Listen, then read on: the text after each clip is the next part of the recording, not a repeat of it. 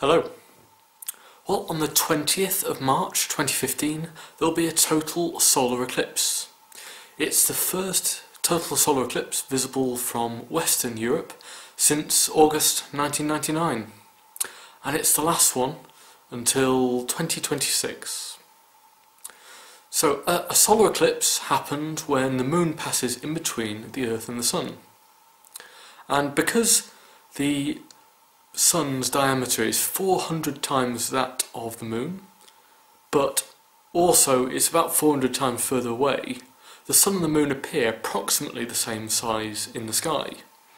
And so if the alignment is perfect between the observer, the Moon and the Sun, then we can see the total solar eclipse, where the Moon just covers the surface of the Sun. So, having said that, the Moon's orbit is actually elliptical, so at some points it's actually slightly too far away to cover the Sun's disk entirely, and when it's at its furthest point in its orbit, we tend to see an annular solar eclipse, the so-called Ring of Fire. Now, the 20th of March 2015 total solar eclipse occurs when the Moon is just about at its closest point in its orbit, so it's easily big enough to completely cover the Sun and give us a total solar eclipse. However, the precise alignment actually only makes landfall in two places on the Earth. Most of the time it's out over open ocean. These two places are the Faroe Islands, north of the United Kingdom, and on the Svarlbard archipelago, north of Norway. So if you're in the Faroe Islands, then the total phase of the eclipse will be at 9:41 universal time, and if you're in Svarlbard, depending on exactly where you are in the islands, then somewhere around 10:10 to 10:15 universal time, which will be 11:10 to 11:15 local time. And the total phase will last for approximately 2 minutes. Now, if you're somewhere else in Europe, or North Africa, or Northwest Asia, then more than likely it'll be possible to see a partial solar eclipse. Now, the general rule is the further north and west you are in Europe, then the deeper the eclipse will be, so the more of the Sun's light will be covered by the Moon. So up in Glasgow, in Scotland, approximately 95% of the Sun will be covered. Here where I live in Manchester in the UK, then about 90% of the Sun will be covered. That's about the same for Oslo in Norway. If you're on a line roughly connecting Barcelona, Milan, Vienna and Warsaw, then you're looking at about 70% of the Sun's light will be covered. And if you're somewhere around Athens or Istanbul in the southeast of Europe, then about 40% of the Sun's light will be covered at the maximum point. So when should you go out and look? So the eclipse occurs in the early morning of the 20th of March 2015, and what I'll do, I'll run through some timings in various places in Europe, and then hopefully be able to work out when to look based on this. So the general rule is the further west you are, the earlier the eclipse will happen.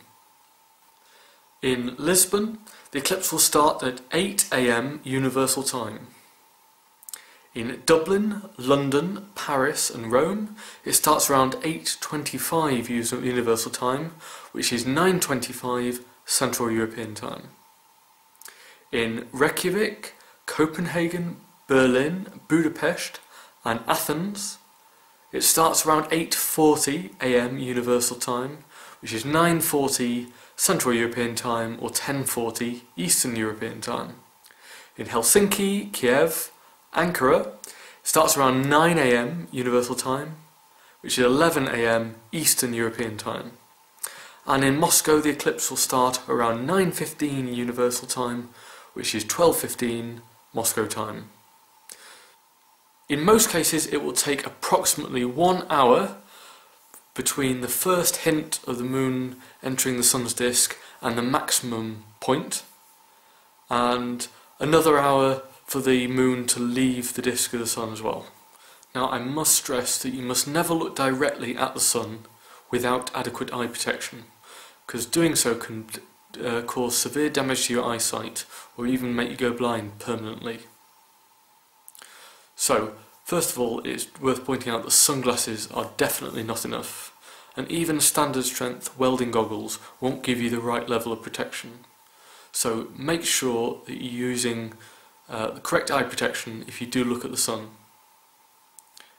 A safer method would be to project an image of the sun onto, say, a piece of paper, and then look at the piece of paper instead of observing the sun directly.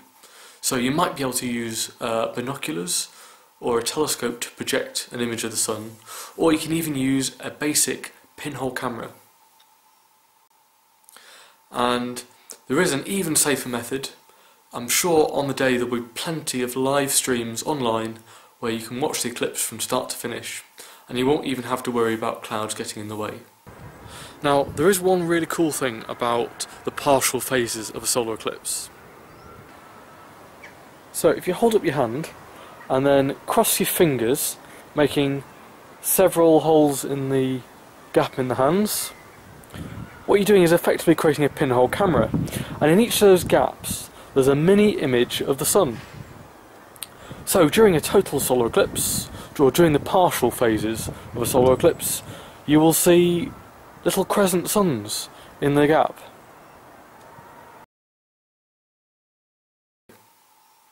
So thanks for watching, and I hope you get to see the eclipse.